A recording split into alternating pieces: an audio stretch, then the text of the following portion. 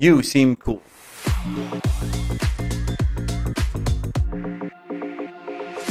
Scott, you seem cool. How you doing, buddy?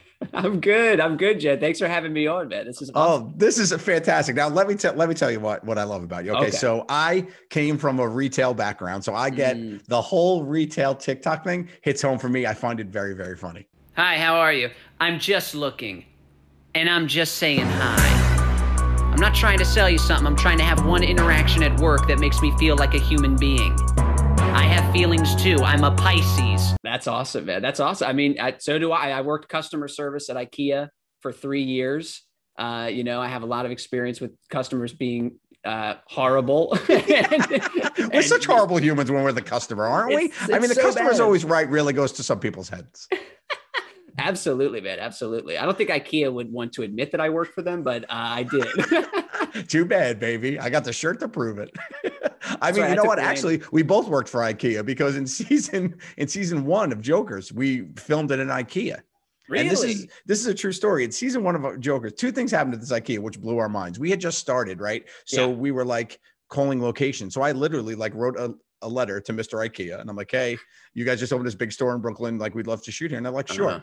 We show up. The guy lets us in. The guy that we had to meet, our locations guy there, who was like the location manager for IKEA. And he was like, okay, here you go. He unlocked the door and he said, just pull it when you close. And he gave them the code to lock the door. And we did not see another employee there for the whole day we filmed. Like, there wasn't even people in the furnishing sections, and people were asking us for legit help. Like, I was trying to tell people how to assemble a Dusseldorf or whatever the hell it was called. Right? No, the Furens are over there. You got to understand the Furens. So we literally locked up when we left. It was the most insane thing I've ever seen. The other thing that happened was we didn't realize this, but I was doing one of my bits with the guys, and I'm on the floor working as an IKEA employee, and the guys are in my ear and they say, Joe, start. They have that like walkway that's like the arrows go. They're like, Joe, start jogging slowly like it's a track, but pick up speed and try to find. The guy asked me where armoires were. He's like, and try to find an armoire, but keep going and keep running and run and run. So I'm running, and now I'm in a full blown like hustle, going in circles around IKEA, and then I find one. I'm like, look how roomy this is, and I pull him in and I shut the door, and him and I are in the armoire, closed armoire, shut, right. And it's really funny, and it's over. And I say to him, oh, you're actually on a hidden camera comedy show. My name's Joe. It's called Impractical Jokers. He's like, hey, this is really funny. I really appreciate it. He's like, but I can't be on your show. And we're like, why? It looked great. He was like, I can't because I'm married and this isn't my wife. So he was buying his mistress discount Swedish furniture, particle board furniture. Yeah, balsa wood, the finest PDF furniture that you could get. And then we found out that we stopped approaching couples. It was like a thing. Like, there was people they were like bringing their like mistresses to buy them, like to furnish their, Airbnbs they were keeping them in like Park Slope. It was crazy. That is incredible. That's amazing. It's funny you talk about the Brooklyn one was like the notorious one for customer service issues. Like, that was like the most like mismanaged one. So that lines up entirely that no one was there. So we have a lot in common, you and I. We also have some friends in common. Roy Wood Jr. You did some comedy with him? I did some comedy shows with him in Baltimore at this place called Magooby's. I was hosting for him. Yeah, great name for a comedy club, right? You want the come on down. Magooby's? Is that what you said? Magooby's, yeah, Magooby. I think it's also an IKEA line of furniture too. I think there's. I had a Magooby. I had the wrong color. I went with the walnut instead of the birch veneer. It was terrible. Oh, I hate that one. Did you? So you've done. You tell me a little bit about your stories. How'd you get started with comedy and all that? Yeah, man. So I've been doing stand-up comedy since 2013. So I've been doing it for 8 years now. I worked at IKEA for 3 years of that, and then I was doing like improv and sketch at the same time. And then my wife and we moved up to New Jersey, just outside of New York City in 2019. I was going to do stand-up in the city. Just scratched the surface of comedy in New York City. And then it was like, boom, pandemic. Yeah, shut down. And I just pivoted everything to TikTok and took and all those retail jokes. I mean, that was like stand-up I was going to do. But then stand-up was illegal. So I was like, okay, well, now I have to do TikToks now. And then that's what I did. It's so funny because in the community comedy, like, you're very funny. I really appreciate your humor. You seem like a really good dude. So all kudos to you. And what's really funny with the way that people pivoted, I think the world turned to their phones, and it was a great way for people just to make content. And I think it helped a lot of people in a way that getting up on stage at the Comedy Cellar wouldn't necessarily have done for you, right? Oh my God. Yeah. I mean, I posted a stand-up clip on my TikTok, and it's like, you know, in an hour, more people just heard that joke than an entire 8 years that I've been doing stand-up. It's wild. Exactly right. And I find that TikTok's such a sense of community, which I really like. So if people really dig, people share and people comment and people duet and all that, I really think it's a good place for comedy. It seems like a really safe space to try stuff, you know? Oh, absolutely. I love your TikTok. You're always showing up on my For You page, man. It's like you and Will Smith. That's all I see on my TikTok. It. Oh, yeah. You know, I mean, two legends. I mean, you know, one better than the other, but you know, no disrespect to Will Smith. I mean, I do have a basic cable show, you know, he doesn't, that's one thing he skipped. He was on network TV. He is like my idol. He's like my number one. I've molded so much. He's a role model for me. And I was lucky enough to bump into him at the Bad Boys premiere, Bad Boys 3 premiere. And real quick, and I don't know if you know how well you know Jokers, but there's a joke on Jokers where I gave Sal a tattoo of his son Jaden, he didn't know. So Sal rips off the bandage, and it's a picture of Jaden Smith. So Jaden was like, it has been in our movie, and he's been in stuff with us. So it's really funny, just a weird connection that I have to Will Smith's younger son. Just tattooing him on your friend's body. I love it. You know what? That's dedication. That's the way I bring fandom. You know what? There's no limits for me. So you did improv and sketch as well? I did improv and sketch. I was doing stuff at the Pit in New York City for a while, like right before the pandemic hit. I think I literally had like one live sketch show, and then it was like, oh, we're closed. You know, that was just immediately. I was like, all right, that's fine. You did the San Francisco Sketchfest, yeah? Yes, I did. Yeah, I did SF Sketchfest. So you know Cole and Janet over there? Yeah, we actually played the first Sketchfest, the Tenderloins, my comedy troupe. No way. And they're good friends of mine. I love that. I'm a huge fan. It was literally one of our biggest gigs that we had ever done at that point. We had jumped into sketch from improv, same deal. And we started our sketch show, and we went and toured. We did the Miami Sketchfest, and we did the San Francisco one. And it was such a cool experience. And it was so weird because they have such a great collection of legends. And then they also help like new people. Like it's such a great formula that they have.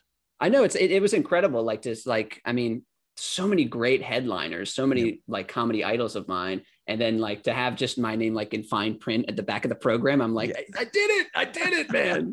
I'm there. I think our show was after like, we had a Q&A. They were doing like a Q&A with John Lovitz, like a comedy icon. And then it was like our show.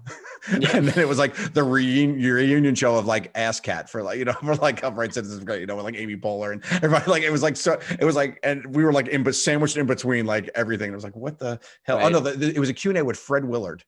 And I was like, okay, so literally like the best, like, and it's like, we're up there with our sketches like, hey, we're from New York. Nobody heard about us. We're like the coffee break.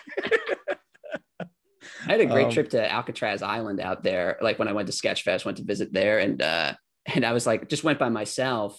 And you know what they do? They take a picture of like all the groups of people before you get up off the boat. And I saw that they were doing souvenir photos, and I was like, oh Christ, like, I don't want to do that. I'm by myself. And the guy behind me, I heard him go, oh Christ. Like we did it at the same time. And then we just took a picture together, me and this stranger. No way. And then we both like bought it and went, like, I still have it in my closet. That's phenomenal. We were on the road once, and there was, those little old Western, where you dress up and they put the sepia tone on it, like that. And everybody brings their kids to do it. Right. So there's a line of kids or whatever. We're on the road, and it's me and the other boys, the Tenderloins. And I'm like, we're going to do one of these.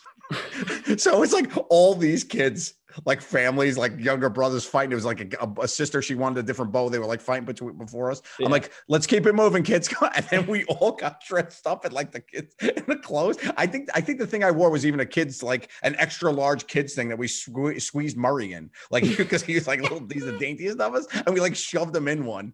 And it was just like so fun. Like, it's such a great like time waster, because when you're on the road, you're just like, okay, what can I do until I have to get up on stage? And it was like, oh, I'll take old timey Western photos with my friends. That's such a weird thing that people do. It's like, let's get a picture of the kids dressed up as like outlaws and prostitutes or whatever. You know what I mean? Like, everyone's just wearing, let's get Maddie in her finest feather boa and fishnets, okay? Right, exactly.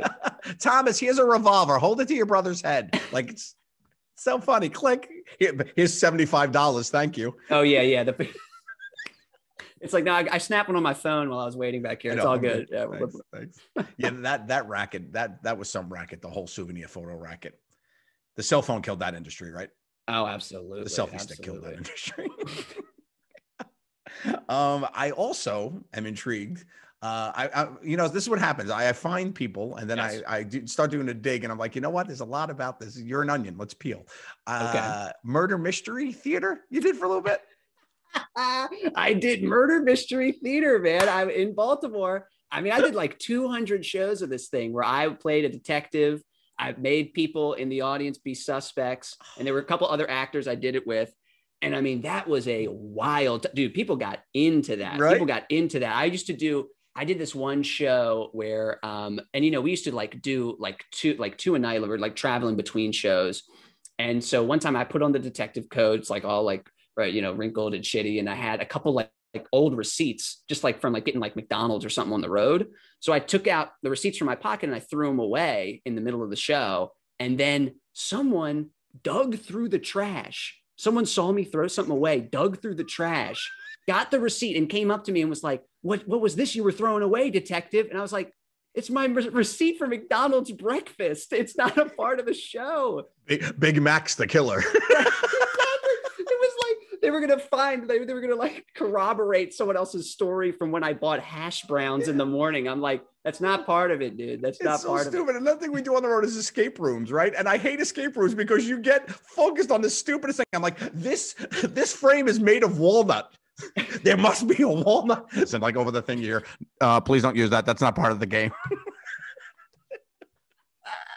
Jeez, I mean, that's another racket, escape room. Somebody locked the door and they're like, pay me $60 and then you can get out. It's bullshit. I always wanted to do a big murder mystery. Like that's a big thing with my family. Every year I go away with my sisters and their kids, and they range anywhere from like 20 to, young teens. And it's like, everybody's into like, we want to do it. So I want to like hire exactly what you had and like have murder mystery people. And I always think, who's the guy that's got to play the corpse? Like, who's got to lay there for 2 hours? What's that guy's resume? It's like, what's that interview like? Could you lay still? Great, you're in. That's what we had to do, man. I had to, what we did, it was like, whoever was playing the detective, it would be like, they would die. Then they would come back in 10 minutes later with a detective coat, like a costume change. But we had and it was, everyone thought it was like a twist. Everyone was like, you didn't die. And I'm like, no, they just didn't hire enough actors for the show. Get somebody else SAG eligible. Sorry, buddy. It's just me.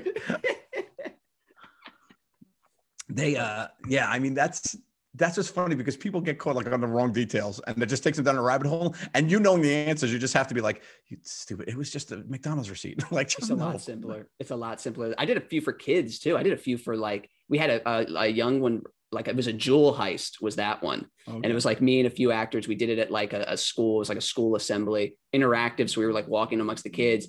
And there was one guy playing the butler, right? I was the detective and I was like, oh, who thinks, where could the jewel be or whatever? And we're thinking the kids are going to like raise their hand and answer. One kid, I swear to God, stands up in the cafeteria and goes, the butler has it. And they all swarmed him like World War Z, like grabbed him, like started pulling at his pockets, like grabbed him down. He's just like, Jesus, no, like getting mobbed by these kids, man. People got into that stuff. People got into it. It's fun, man. I mean, if you want to get into it, it's out there. You could totally do it. And my wife gets this thing now, like solve a mystery box. These things like this started during the whole COVID thing, during the whole quarantine. It was like they send you the Raven and you open the box. There's like an old newspaper. There's a photo at the back that has like numbers on it. And it's like solve who did it. And like, there's no more instructions than that. So I'm like reading this old fake newspaper, checking the obituaries. Like, it's so stupid, but you get so into it. Like you're like, and then when you figure it out, you have to go to a website and they tell you. So I was just like, all right, I'm just going to scan this and pretend I know the answer. And just, like when she went to the bathroom or whatever. And I was like, I'm not going to do that. That's not fake. That's not fair. So later we're going through and I'm like, I can't figure this part out, whatever. She's like, it was the woman. And she like named the woman's name. I'm like, how do you know? She's like, I looked earlier. I'm like, what are you talking about? We have a social contract.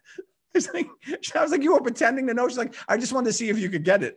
Right. That is hilarious. Yeah. I go one step further. I watch YouTube videos of people solving puzzle boxes. Like I'm too lazy to even order one. I'm just like, I'll watch this guy do it.